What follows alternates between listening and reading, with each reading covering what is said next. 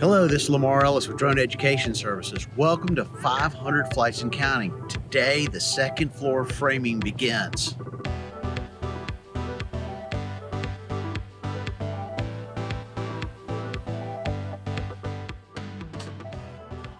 Today was a great day to fly because there was a lot of activity on the property.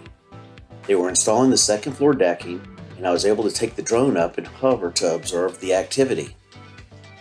It was like they were putting a puzzle together. They were installing the flooring and then cutting the excesses off the edges.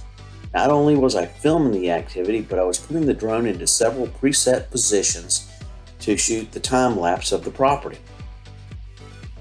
I spent most of my time hovering from two positions over the property. I would launch the drone and I would fly straight up to 90 feet to shoot the left side picture.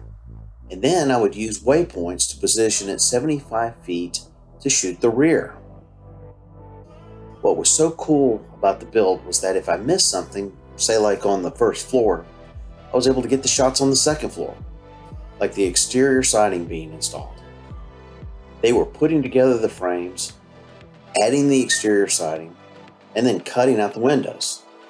When the wall was ready, they pushed it up and they used nails to support the beams to hold it into place while it was being secured.